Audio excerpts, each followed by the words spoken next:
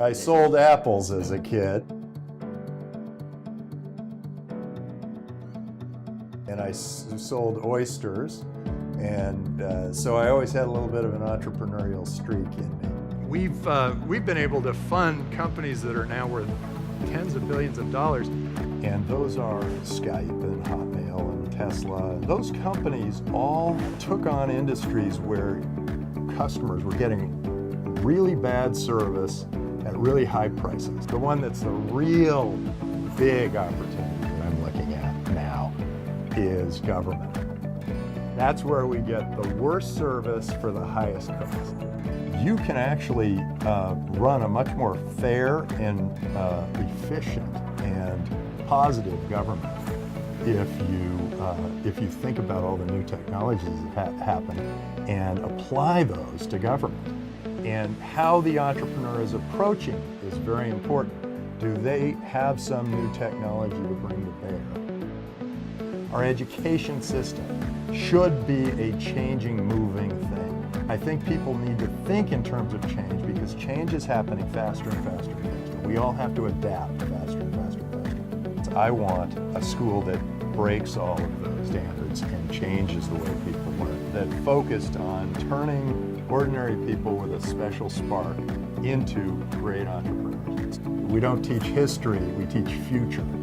And so we get people thinking and anticipating what might be the next thing that happens. They need to get out there and do something extraordinary that they know is right, even if the world around them doesn't think so. The countries of the world need to compete for you. Go out there and force your country, force your people to compete for you.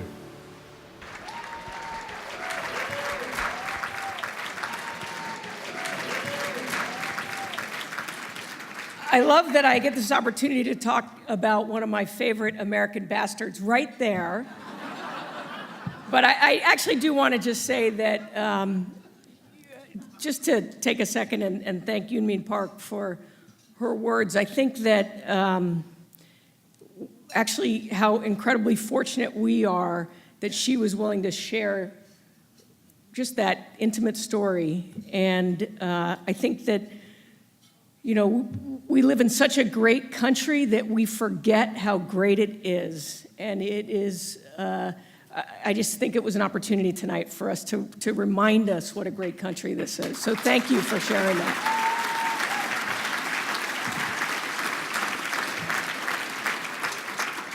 I do want to say that when David asked me about this opportunity to give this award to Tim, that my motivations were not quite so pure. You see, about 2 years ago, Tim gave me an award, and we had the whole thing scripted out. It was an interview and all these questions and filled them out, and we get up on stage, and he goes, I'm not going to ask any of these questions. You know what they say about payback, Tim?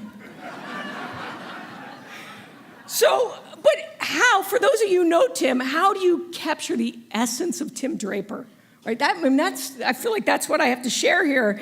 And so, of course, I went to the internet and started just Googling around. And there were some good things that I found that I think capture part. You know, one description by a journalist is the rumpled tycoon with overgrown eyebrows. All right, we got that.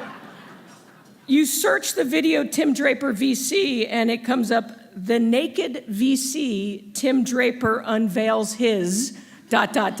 which, oh, by the way, is a striptease, in case anybody would like to. It's about supporting women entrepreneurs. You'll have to go check it out. And here's another one. He doesn't touch alcohol, but often behaves like he is drunk. I mean, come on. Is that like Tim Draper or what? And I have to laugh because actually the story is that Tim's father and mother challenged him that he couldn't make it to 21 and gave an incentive if he didn't drink. And sure enough, Tim did. Now, I'm just imagining him coming home from a prom, right? And they're like, Phyllis is saying, Bill, what do you think? Did he break the pledge, or is that just him?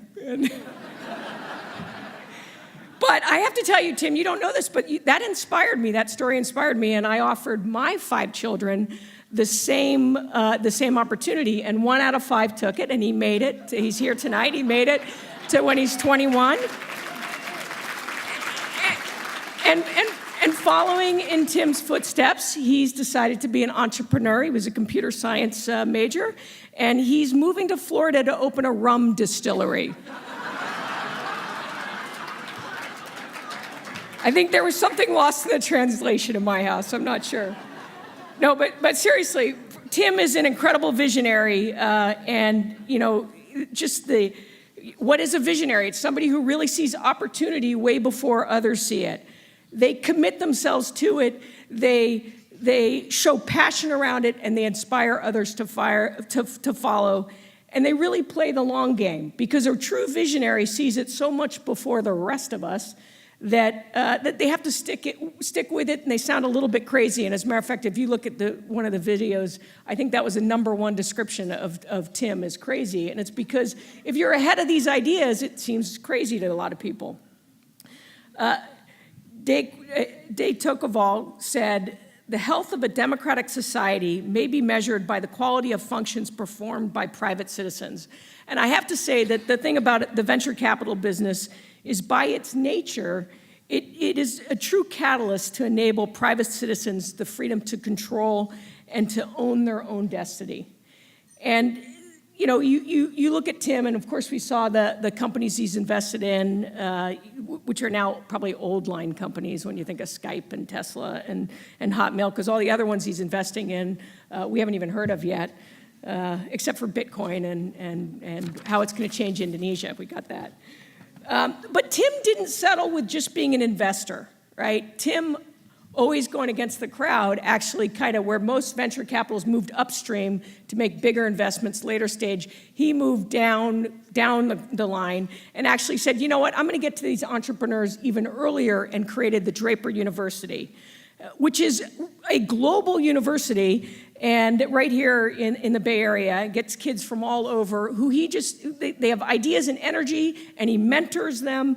And every day they say a pledge, and the opening line of the pledge is, "I will promote freedom at all costs," because the ability to try new things without government interference is paramount to the success of an innovative community and a society that offers opportunities to more than just the favored few. And it is that freedom that Tim has always been so passionate about.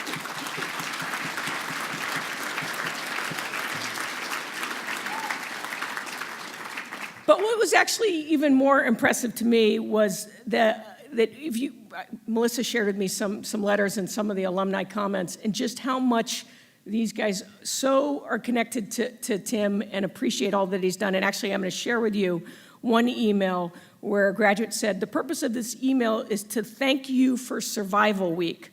On Thursday, I brought out my survival instinct when I found myself in the middle of a terrorist attack in Barcelona. Survival Week gave me the courage and strength to survive this terrible situation. God told me it wasn't my time to go yet, because I'm off to change the world." And if you think about that, just the fact that with such a dramatic event in that person's life, to actually go back and say, "Tim, thank you," it was those lessons that you taught me through this program that were so important.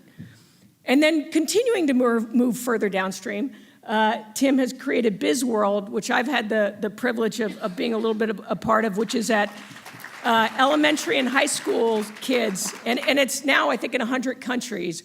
And I got to actually interview some of these kids who they set up sort of their own business. So it's really to teach entrepreneurship to these kids who often have no role model exposing them to it. And I had to laugh when I asked a 6th grader who was the CEO, what was the hardest part of your job? And she said, "Oh, it's they all disagree, and I have to be the one to make the decision." And then when I asked the head of, I think he was like the head of manufacturing or whatever, because they make these bracelets, the little boy said, "It's just so hard. I don't know whether I should go with quality or quantity." So what was amazing and struck me is that the lessons of that entrepreneurship could be learned so young, and I actually thought Harvard Business School was going to be in trouble, because they probably learned it all in the 4-day session. But then kind of that third pillar, if you think of sort of, in creating environment for private wealth to be created, is, one is the money, two is the mentorship, but also to really take an active role in making sure that government is not inhibiting opportunity, but is actually helping. And, Tim is not one to shy away. When in 2012, California did the retroactive tax, Tim will tell you that his, phone voicemail was filled in emails with people complaining about leaving, and he decided, I'm not leaving, I'm actually gonna put something on the ballot and fight this, and had his initiative to divide California in 6 states, which many laughed at, but it ended up being a great conversation. But for those who don't know, he just filed again, I think in August, for 3 states. And that is a key lesson with Tim, because again, he plays the long game. So I'm gonna share one last story, and that is that actually, as an early stage investor, this guy showed promise very, very early, because what's the most important investment you make is the choice of your spouse. And he met Melissa before he could drive. I believe she drove on their first dates, and decided that she was the right one, and he was not going to wait and let anybody else scoop her up. And so they have been together since then. And he gave advice to a friend of mine who said, what's the key to a successful marriage? And he said, look, here's the deal. Just let your wife make all the little decisions. She'll feel very empowered. Just let her make all those little decisions. And when my friend said, okay, and he goes, and you save the big decisions for you. That's the key. You control the big decisions. And when he said, well, how many big decisions have you had to make? Tim said, fortunately, none have been required. So again, playing the long game. Well, it is my great honor and pleasure to present that award to Tim Draper.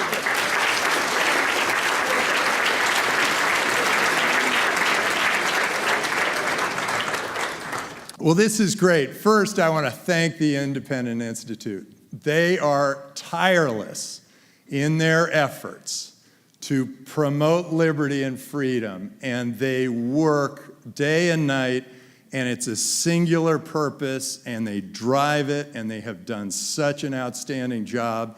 And I remember saying to David, look, David, we need to get this word out. And he says, well, they write a lot of books. And then, I said, well, how many books do they usually sell? Well, 100, 1,000.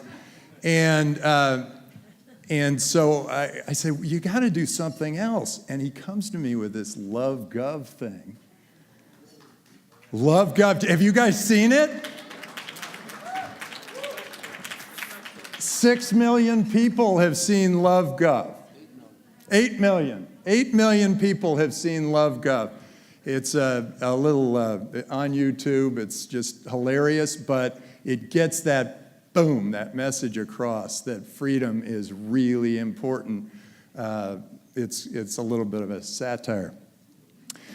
I also want to thank my wife, Melissa, who has been introduced already, and she has hung in there with me when everyone else in the world regularly says something to her like, you married that guy, he's crazy. And that's sort of a regular occurrence, and she kind of, being a great supportive wife, she often says yes, but sometimes she says, just wait. You'll come around. And thank you to my mom and dad. They are here and supporting me, and they've supported me through many, many events.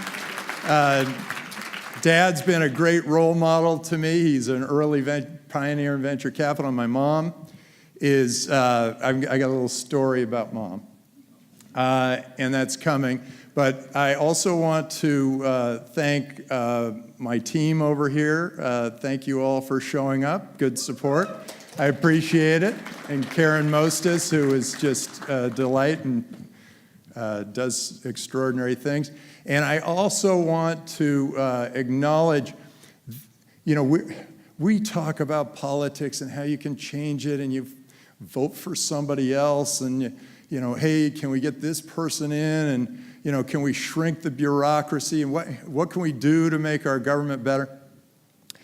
There's a table right here that is focused on an entirely new world, and it's coming because of the blockchain and Bitcoin, and they are, we have Tezos represented and Credo represented, and they have a way, I mean, you guys are fighting for this freedom thing, right? They have a way to bank the unbanked, they have a way of insuring the uninsurable, and they have a way of testing new forms of government through these new tokens. So I just wanted to acknowledge them. They are awesome. They're doing really great work. Tezos, Credo, all you guys, Avish, thank you. And Jared, who's my lawyer, and Dad went up and said, "Oh, Jared, thanks for keeping my son out of jail." So here's the story. People say, how did this all happen? How did you get this way? In fact, David Teese met me for the first time, and we went on his boat last night. And he said, how did this all start? And I told him, oh, well, it was because something else. And I thought deeply about it, and it all started with picking apples. So I have an apple here.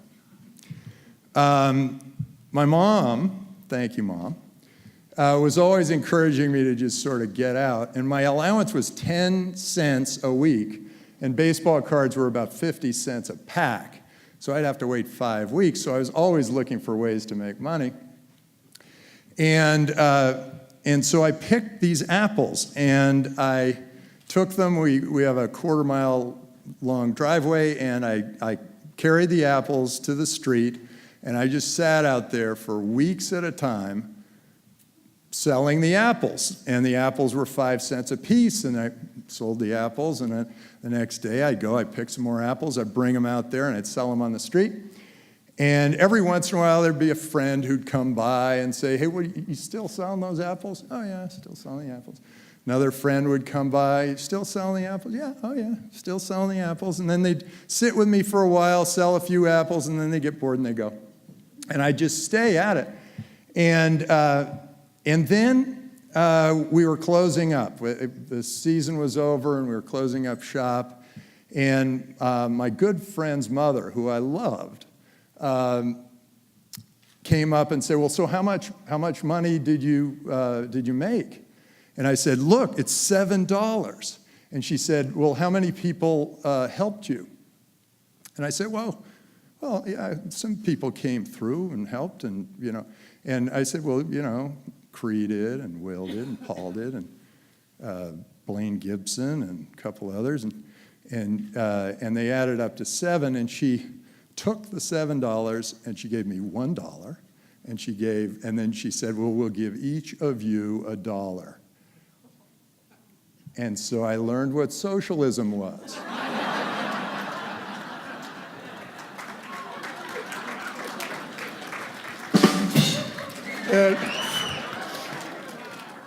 And I didn't like it. And I knew there was a better system. And then at one time, I got a little older and I got arrested for something I didn't do. And I started to think, these people, they're older, and they're like, they've got the badges and they've got the credibility and all that stuff. They're not right. And I started to think maybe there are better ways to do things. And that got me into entrepreneurship and venture capital and pushing for new changes where things were wrong. It got me very interested in education because I thought, well, wait, people need to learn this stuff. And so that's why I pushed for the school voucher initiative. That's why I started BizWorld. That's why I started Draper University of Heroes. That's why I wanted to end the monopoly that is California. I am looking for those things that are going to make it so we can progress faster. And somewhat like Elon Musk, one of my heroes, I'm also thinking, hey, we need to progress at a fast rate. I had a 5th grade teacher who said, the world, she said, the world is going to come to an end in something like 10,000 years. And I said, what? Like she believed that an asteroid was going to hit it and it was going to come to an end. I've taken that to heart, and I think we need to progress, not only save this planet, but get off this planet.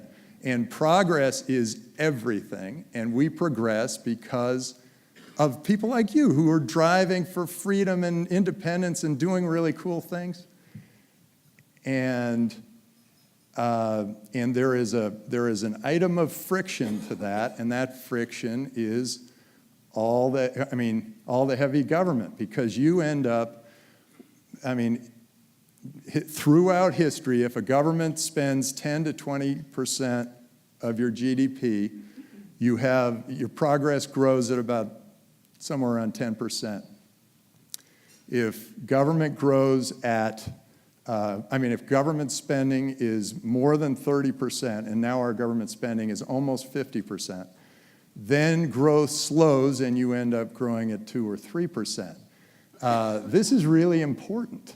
And so I hope you will all take it to heart and take it and try to drive it so that we get our government back to 10 to 20%. And I think that's going to be a great thing.